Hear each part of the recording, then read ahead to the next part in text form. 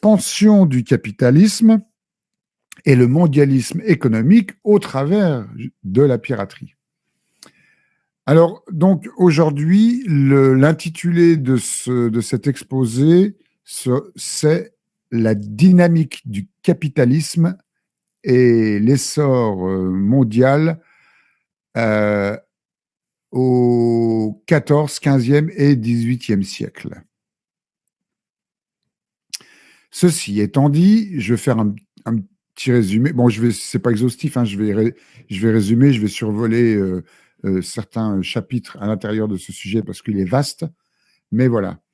Donc, petit résumé, parce que c'est toujours la référence que je donne dès le départ pour comprendre ce que je vous dis et pour comprendre aussi que ce que je vous dis, c'est en référence à une période particulière. Pourquoi cette période particulière? Parce que c'est ça qui a changé la face du monde et du point de vue religieux, politique, philosophique, économique, et ce qui explique pourquoi actuellement nous en sommes à vivre ce que nous vivons. La dynamique du caca, du cataclysme. C'est pas mal, Agnès. T'es en forme, Agnès, aujourd'hui. C'est bien. C'est bien. On aime ça. On aime ça chez nous. Continue. La dynamite du excellent. Excellent. J'aime bien les traits d'humour comme ça, les finesses d'esprit. Ça fait du bien au moral. Aussi, on est là pour se fendre la gueule, même avec des sujets sérieux. Allez, donc, comme je vous le disais, je résume toujours en faisant référence à une période. Cette période-là, c'est celle qu'on appelle la période des grandes découvertes. Donc, on dit à partir du moment où Christophe Colomb a franchi l'Atlantique, quoique le franchissement des horizons maritimes, c'est pas à Christophe Colomb qu'on le doit, en tout cas dans l'histoire, c'est à un de ses prédécesseurs, quelques années avant, hein, très tôt avant, donc l'infant du roi du Portugal, l'infant Henri, autrement appelé Henri le Navigateur. On y reviendra tout à l'heure. Donc, comme référence, je vous ai dit les grandes découvertes, parce que c'est aussi les découvertes géographiques, et la colonisation et l'argent. Ça à mettre en lien avec ça. Alors, le domaine de recherche qui se rapprochait le plus du capitalisme était l'histoire du travail, soit l'histoire de la classe ouvrière. L'esclavage a joué un rôle central dans la montée du capitalisme, tout comme l'État. Le gouvernement a joué les gendarmes et a construit les routes, a mis en place des droits de douane et a régulé les marchés qui ont fait et continuent de faire prospérer le capitalisme. Les élites se sont constituées grâce aux millions de personnes qu'elles ont exploitées pour bâtir leur fortune, autrement dit, pour bâtir le monde capitaliste dans lequel nous vivons aujourd'hui et qui sont toujours présentes en arrière-fond. Le premier voyage de Christophe Colomb dans les Amériques et l'essor du commerce des épices en Extrême-Orient ont généré une ruée vers le coton de plusieurs siècles. Je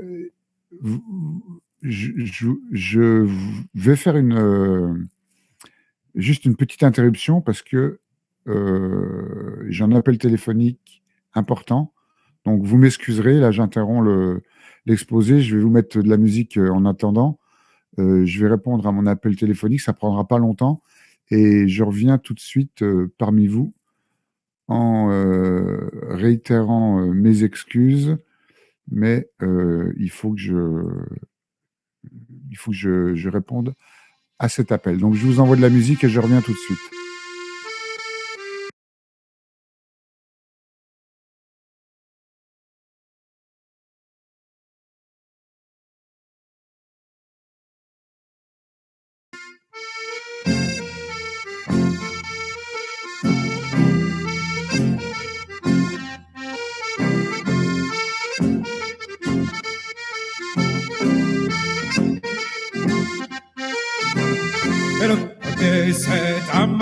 le premier c'est un marin. Et le premier c'est un marin, et le premier c'est un marin. Et la toujours le verre en main, la bouteille sur la table, jamais il n'aura ma main pour être misérable. Il a toujours le verre en main, la bouteille sur la table, jamais il n'aura ma main pour être misérable. Et le deuxième c'est un barbu, et le deuxième c'est un barbu. Et le deuxième c'est un barbu, et le deuxième c'est un barbu. Et les barbes par devant et barbes par derrière, jamais il n'aura ma main barbu de cette manière. Il est barbu par devant et barbu par derrière, jamais il n'aura ma main barbu de cette manière. Et le troisième c'est un bossu, et le troisième c'est un bossu. Et le troisième c'est un bossu, et le troisième c'est un bossu. Et les bossus par devant et bossus par derrière, jamais il n'aura ma main bossu de cette manière. Il est bossu par devant et bossu par derrière, jamais il n'aura ma main bossu de cette manière. Le quatrième c'est un boiteux, le quatrième c'est un boiteux. Le quatrième c'est un boiteux, le quatrième c'est un boiteux. Quand je le vois venir de loin avec sa petite champoute, jamais il n'aura ma main, sa démarche me dégoûte. Quand je le vois venir de loin avec sa petite déroute, jamais il n'aura ma main, sa démarche me dégoûte. Et le cinquième c'est un sonneur, et le cinquième c'est un sonneur. Le cinquième c'est un sonneur, et le cinquième c'est un sonneur. C'est lui qui aura ma main, mon cœur et ma boutique. Nous irons par les chemins en jouant la musique. C'est lui qui aura ma main, Mon cœur et ma boutique. Nous irons par les chemins En jouant la musique.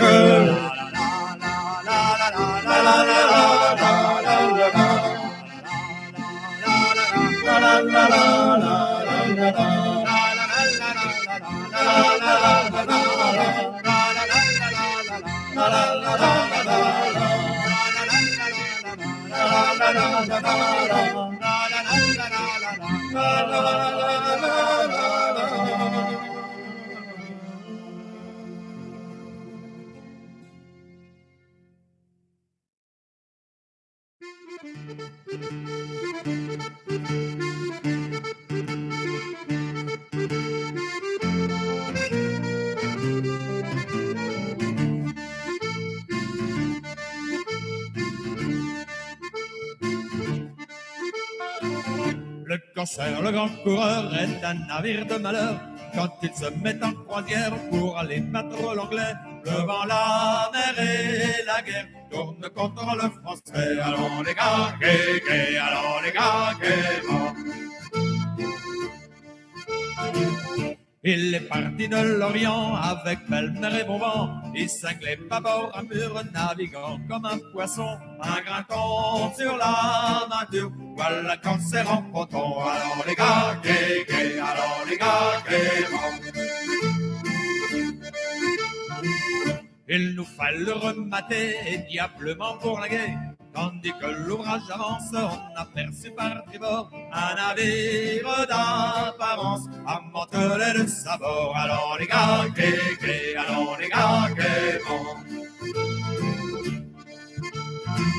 C'était un Anglais vraiment à double rangée dedans, un marchand de mort subite, mais le Français n'a pas peur. Au lieu de prendre la fuite, nous le rangeons à l'honneur. Alors les gars, gai, gai, alors les gars, gaiement.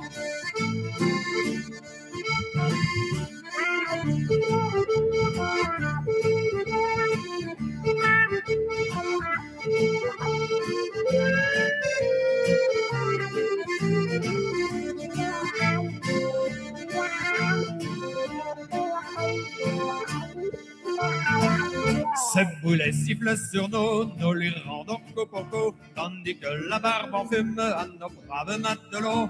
Nous voilà pris dans la brume, nous échappons aussitôt. Alors les gars, gai, gai, alors les gars, gaiement.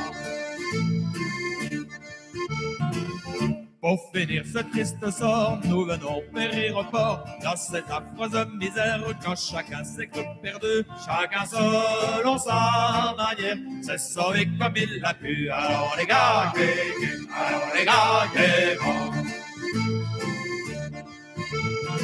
Le capitaine et son second se sont sauvés sur un canon, le maître sur la grande encre, le commis sur son bidon. Oh, le triste délinquant, le voleur de ration. Allons les gars, allons les gars, bon. Il lui fallut voir le croc avec sa cuillère et son croc. Il s'est mis dans la chaudière comme un vilain pot-au-feu. Il a couru vent arrière, il a pris terre à ligueux. Allons les gars, allons les gars, bon.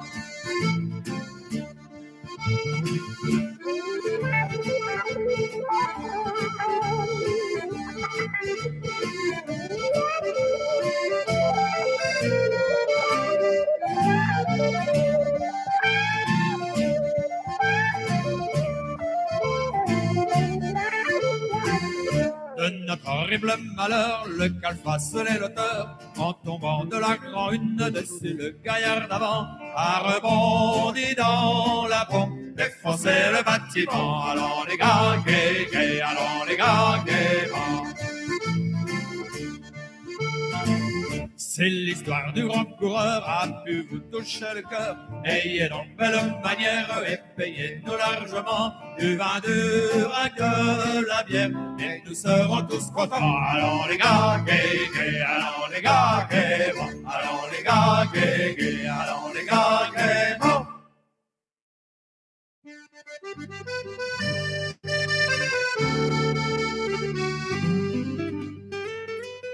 À moi, Fanfan, que m'apporte la gloire, moi, fils de prince et de prostituée. Sur les cadavres, j'ai chanté ma victoire, et dans les crânes, j'ai bu ma liberté. Vivre d'orgie est ma seule espérance, le seul bonheur que j'ai pu conquérir. Car sur les flots, j'ai passé mon enfance, et sur les flots, un fort bon doit mourir. Qui pétille, femme gentille, sous tes baisers brûlants d'amour, plaisir, bataille, vive la canaille, je bois, je chante et je tue tour à tour. Étant fort bon, je vis dans ma cabine, en méprisant les lois, même la mort. Vivre de viol, de meurtre et de rapine, je bois mon vin dans une coupe d'or. Vierge craintive, toi la captive, mes lèvres iront dévorer tes sapins. Encore brûlante d'une autre amante, ta vertu va expirer dans mes bras. Vin qui pétille, femme gentille, sous tes baisers brûlants d'amour, plaisir et paille, vive la canaille. Je bois, je chante et je tue tour à tour. Peut-être au bas d'une barque étrangère, mon corps demain servira d'étendard. Et tout mon sang rougira la galère, aujourd'hui fête et demain le hasard.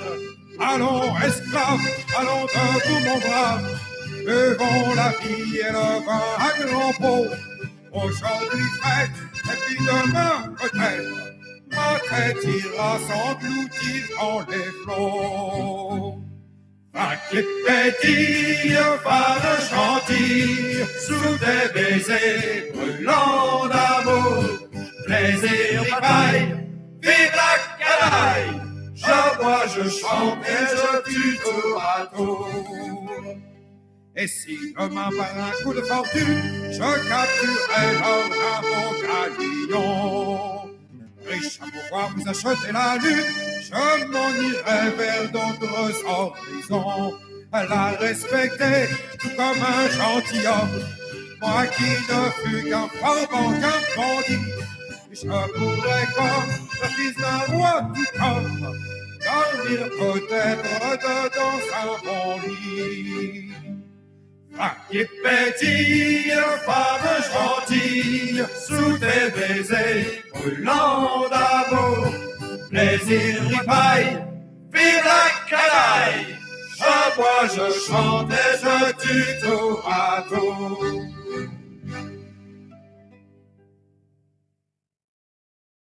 Chantons pour passer le temps, les amours jolis d'une belle fille. Chantons pour passer le temps, les amours jolis d'une fille de 15 ans. Aussitôt, elle changea de mise, aussitôt, qu'elle fut promise et prit l'habit de matelot pour s'embarquer à bord du navire et prit l'habit de matelot pour s'embarquer à bord du vaisseau.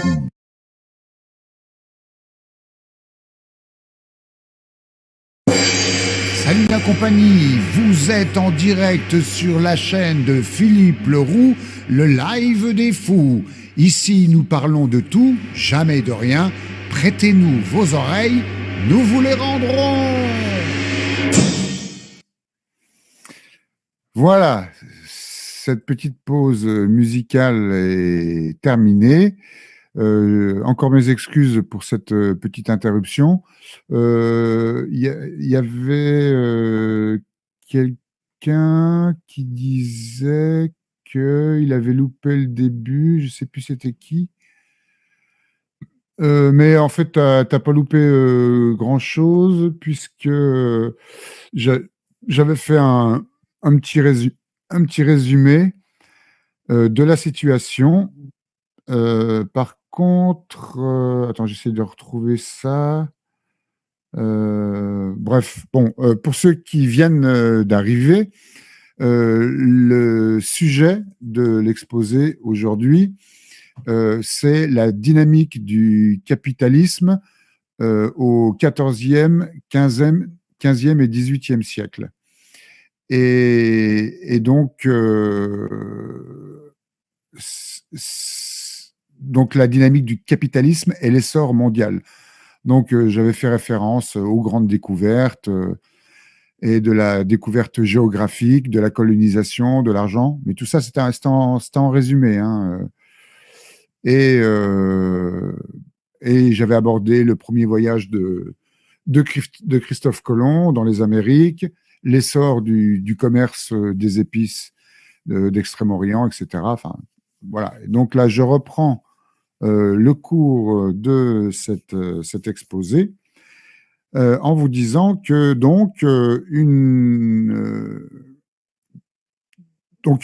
c'est une ruée qui amena l'Europe à s'approprier les terres des Amérindiens et à mettre en place l'esclavage des Africains, un esclavage qui, au XVIIIe siècle, devient la plus grande migration forcée de l'histoire de l'humanité.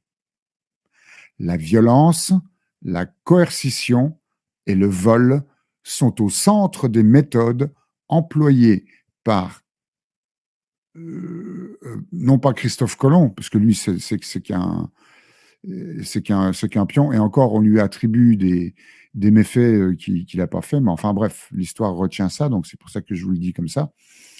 Donc cette violence, cette coercition et ce vol donc, a été au centre des méthodes employées par Christophe Colomb et Vasco de Gama, particulièrement à ceux qui les ont mandatés pour faire ça, hein, c'est-à-dire la couronne. Hein, et tout ça afin de servir justement les intérêts des têtes couronnées de l'Espagne et du Portugal. Alors, au cours des siècles qui suivront, cette puissance, les puissances européennes et leurs serviteurs utiliseront systématiquement la terreur, l'extermination et l'extorsion combinées à la recherche d'alliés locaux prêts à se mettre à leur service. De nombreux peuples de la planète voient le cours de leur histoire bifurquer brutalement sous les coups de fouet des conquistadors, des colons et du capital européen. Oui, Agnès, tout ce qui va avec le vol, on est bien d'accord. Et d'autres peuples subissent un sort plus terrible encore, car ils sont exterminés ou réduits à la situation d'étrangers dans leur propre pays. Et d'autres sont transplantés de force d'un continent vers un autre et réduits en esclavage. Alors, cette histoire qui a précédé le XVe siècle de l'ère chrétienne a été marquée à de nombreuses occasions par des conquêtes, des dominations et la barbarie, mais celle-ci ne concernait pas encore toute la planète. C'était que orienté sur des zones géographiques connues pour l'époque. Alors, ce qui est frappant au cours de ces 5 derniers siècles, c'est que les puissances européennes sont parties à la conquête du monde entier et en 3 siècles, ont fini par mettre en relation de manière brutale tous les peuples de la planète. En même temps, la logique capitaliste a finalement réussi à dominer tous les autres modes de production, sans nécessairement les éliminer entièrement. Et à partir de la fin du XVe siècle, la marchandisation capitaliste du monde a connu un premier grand coup d'accélérateur. D'autres ont suivi, notamment au XIXe siècle, avec la diffusion de la révolution industrielle à partir de l'Europe occidentale et la colonisation tardive de l'Afrique par les puissances européennes. Les premières crises économiques internationales liées au cycle du capital dans l'industrie, la finance et les commerces ont explosé dès le début du XIXe siècle et ont provoqué notamment les premières crises de la dette. Le XXe siècle a été le théâtre de 2 guerres mondiales dont l'épicentre était l'Europe et de tentatives infructueuses de construction du socialisme. Le virage capitaliste mondial vers le néolibéralisme, à partir des années 1970, mais ça a déjà eu sa source, son essence bien avant. Et donc, le virage du capitalisme mondial vers le néolibéralisme à partir des années 70 et la restauration du capitalisme dans l'ex-bloc soviétique et en Chine ont donné un nouveau coup d'accélérateur à la mondialisation, ce qu'on appelle aussi la globalisation, quoique on peut encore faire une distinction entre mondialisation et globalisation. Bref, une classe marchande donc est née pour faciliter le commerce des denrées générées par les esclaves, une classe qui ne serait jamais apparue, comme s'efforcent de le souligner certains historiens, sans l'aide des États européens naissants. Les sociétés par action qui ont créé une grande partie des premières colonies britanniques, par exemple, n'auraient pu exister sans une charte royale. Je vous rappelle que en France, en tout cas pour ce qui est de la France, la Compagnie des Indes, même les compagnies des Indes, parce qu'il y avait une Compagnie des Indes orientales et une Compagnie des Indes occidentales, c'était des sociétés par action. À partir de Colbert, sont nées les sociétés par action. Voilà. Alors, la découverte de l'Amérique n'est pas non plus le fruit du hasard. Christophe Colomb, c'est pas comme ça un aventurier ou un marchand isolé.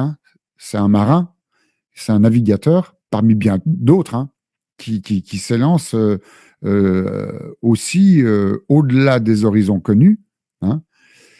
Et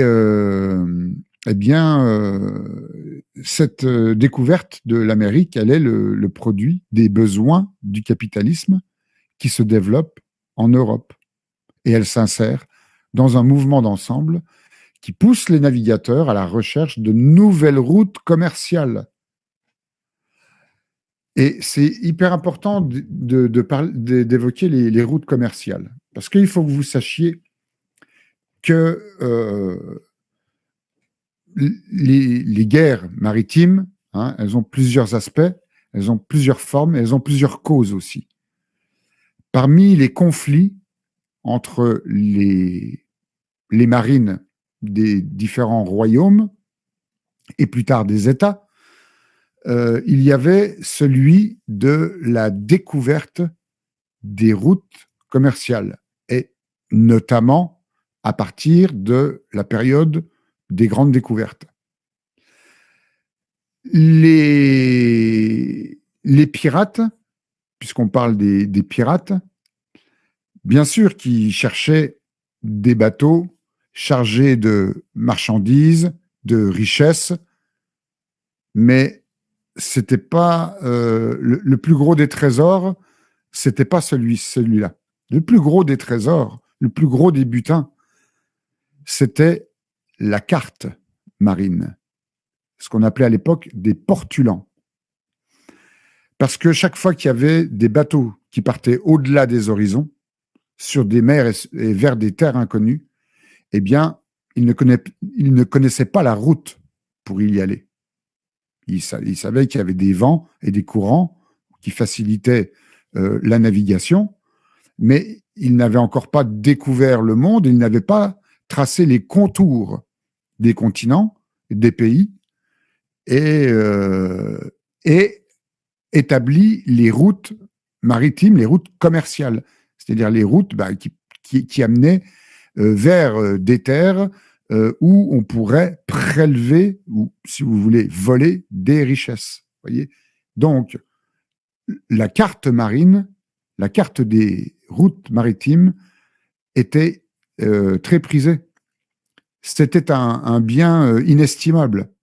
Et la guerre maritime s'est faite justement pour intercepter des bateaux et fouiller dans le carré du capitaine pour lui demander, pour chercher des portulans, c'est-à-dire des cartes marines.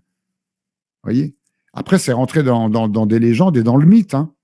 Parce que quand vous prenez le roman L'île au trésor, il s'agit bien du personnage Billy Bones qui a dans sa poche une carte, la carte qui mène à l'île, à la fameuse île où, soi-disant, il y a le trésor du capitaine Flint. Je referme la parenthèse. Ça, c'est pour vous dire que la recherche des routes maritimes commerciales, c'était très important. Donc, cette découverte, donc, comme je vous l'ai dit, c'est le produit des besoins du capitalisme. Hein. Et donc, tout ça, ça s'inscrit dans un mouvement d'ensemble qui trouve son origine dans les bouleversements économiques, culturels et sociaux qui secouent l'Europe avec la décadence de la féodalité et l'essor du capitalisme mercantile. C'est ce que j'ai déjà expliqué plusieurs fois auparavant, où je vous disais qu'on est sorti du Moyen-Âge, c'est-à-dire du système féodal, de la féodalité, pour entrer vers une nouvelle ère, donc l'ère qu'on appelle les temps modernes, qui est caractérisée par tout un ensemble de formes, de systèmes. Et donc, on est sorti de la féodalité et de l'obscurantisme religieux pour rentrer vers l'ère des temps modernes, caractérisée par l'individualisme et le mercantilisme. Important comme notion à comprendre. Hein. Et donc, c'est pour ça que je vous disais que ce mouvement d'ensemble-là trouve son origine dans les bouleversements économiques, culturels et sociaux qui secouent l'Europe avec la décadence de la féodalité et l'essor du capitalisme mercantile. Alors, la bourgeoisie, à ce moment-là, n'est plus une classe révolutionnaire qui postule au remplacement du féodalisme déliquescent et décadent. Depuis longtemps, elle a imposé son pouvoir au moindre recoin de la planète. Et dans la bourgeoisie, particulièrement, dans la classe bourgeoise, particulièrement, la classe marchande, commerçante. Hein. Et ce que la découverte de l'Amérique par Colomb annonçait, eh bien, c'est la création du marché mondial capitaliste achevé depuis la fin du 19e siècle. Alors, la dynamique de colonisation inaugurée dans le Nouveau Monde s'est étendue à la Terre entière.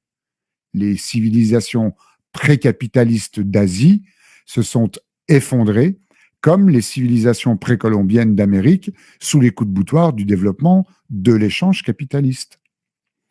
Alors, au début du XXe siècle, il n'existe plus de marché pré-capitaliste qui ne soit contrôlé ou pris dans les mailles d'une puissance capitaliste ou d'une autre. La dynamique de colonisation qui a permis, par le pillage et l'exploitation forcenée des indigènes, l'enrichissement de l'Europe mercantile et qui a ouvert de nouveaux débouchés à l'industrie capitaliste, permettant ainsi son développement tumultueux, bute sur les limites mêmes de la géographie mondiale. Du point de vue géographique, le marché est limité.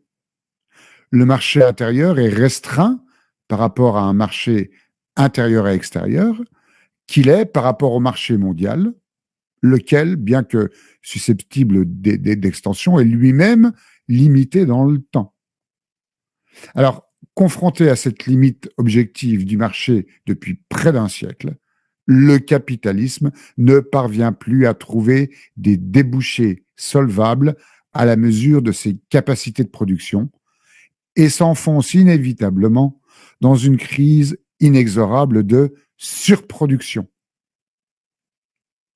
La surproduction, c'est une conséquence particulière de la loi de la production générale du capital. Produire en proportion des forces productives, c'est-à-dire selon la possibilité d'exploiter avec une masse de capital donnée, la masse maximum de travail, sans tenir compte des limites réelles du marché ni des besoins solvables. À un certain degré de leur développement, les forces productives matérielles de la société entrent en collision avec les rapports de production existants ou avec les rapports de propriété au sein desquels elles s'étaient mues jusqu'alors et qui n'en sont que l'expression juridique. Hier encore, forme de développement des formes productives, ces conditions se changent en de lourdes entraves. Cette réalité qui a déterminé naguère la fin du système féodal et nécessite le développement du capitalisme comme facteur progressiste de libération des forces productives, s'impose aujourd'hui au système capitaliste lui-même. C'est pour ça que le capitalisme se mord la queue. Le capitalisme a eu un début et aura une fin, comme l'avait prophétisé Karl Marx. Son étude du capitalisme n'est pas faux. Hein. Et on arrive justement à la fin de ce système capitaliste. C'est pour ça que les choses s'accélèrent. C'est pour ça que les oligarques redoublent de violence et d'agressivité, d'agression.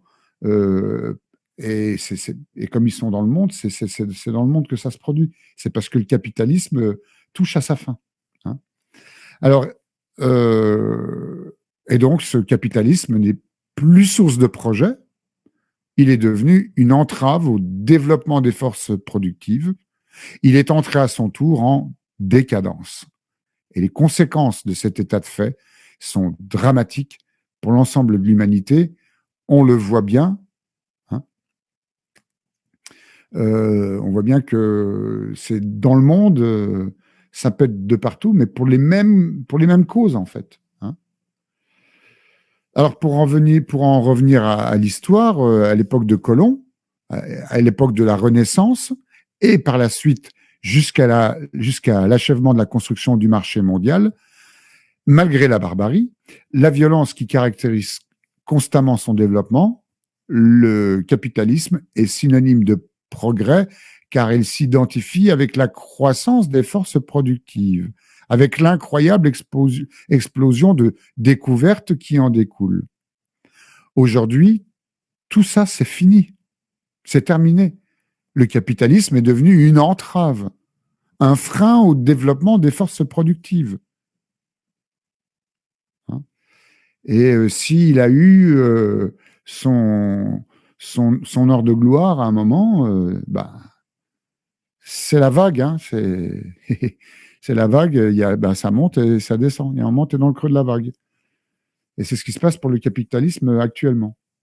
Et il n'est plus porteur de progrès. Il ne peut plus suffire, suffire à l'ensemble de la population mondiale, et il ne peut plus offrir rien d'autre que son vrai visage, c'est-à-dire celui de la barbarie. Et le XXe siècle montre amplement cette réalité. C'est des conflits impérialistes constants, ponctués par 2 guerres mondiales, c'est pas rien dans un seul siècle, des répressions massives, des famines comme jamais l'humanité n'en avait connu, et tout ça, ça a provoqué la mort en 80 ans, plus de morts en 80 ans que plusieurs siècles de développement brutal. La crise permanente qui se développe a plongé la majorité des habitants de la planète dans la pénurie alimentaire. Et cette crise permanente-là, elle n'est pas provoquée par le peuple. Et partout dans le monde, la population subit un processus de paupérisation accéléré. On devient de plus en plus pauvre, de plus en plus vite. Et ça touche tout le monde maintenant. Et c'est une dégradation tragique du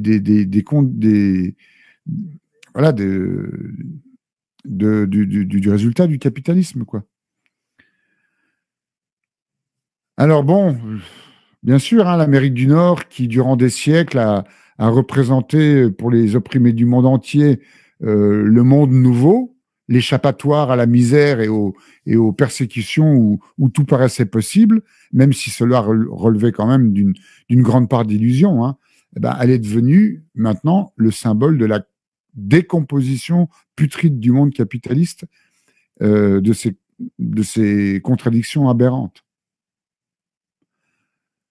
L'Amérique, c'est le symbole par excellence du capitalisme. Aujourd'hui, the American dream is over. Le rêve américain, c'est fini, quoi. C'est plus que de l'horreur, quoi. Et pour en revenir donc à l'histoire, le XVe siècle est marqué par l'essor des connaissances, hyper important. Et ça, c'était aussi favorisé par l'imprimerie. La naissance de l'imprimerie, ça a été une révolution. Dans l'évolution de l'humanité, l'imprimerie a été une révolution. Et donc, parce que ça a permis justement l'accès à des connaissances.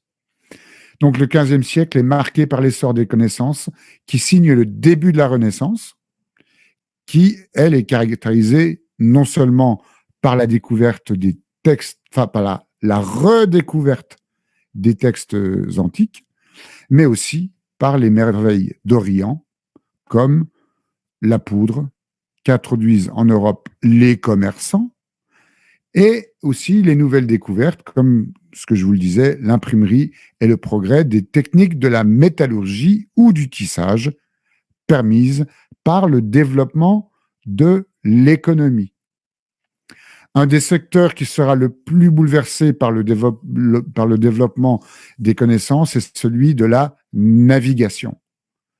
Secteur central pour le commerce, dans la mesure où il en est le principal vecteur, avec l'invention de nouveaux types de navires, plus solides, plus grands, plus adaptés à la navigation océanique hauturière, c'est-à-dire en allant au large, navigation au large, et avec le développement d'une meilleure connaissance de la géographie et des techniques de navigation. De plus, la navigation était une industrie nettement bourgeoise qui a imprimé son caractère anti-féodal même à toutes les flottes modernes. Ainsi, durant le XVe siècle, se sont réunis en Europe les conditions, les moyens qui vont permettre le développement de l'exploration maritime du monde.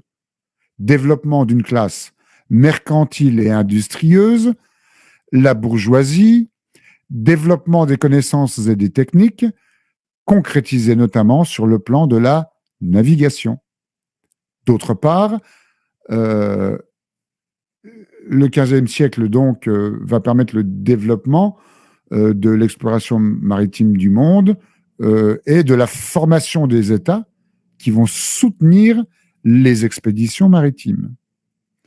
Et enfin, de la situation de blocage du commerce traditionnel avec l'Asie qui va pousser à la recherche de nouvelles routes.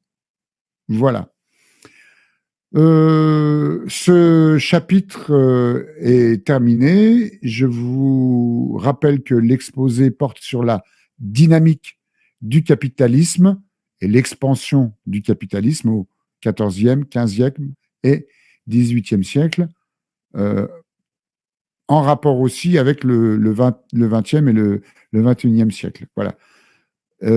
Donc, ce chapitre est clos. L'exposé ne l'est pas, mais quelle heure il est?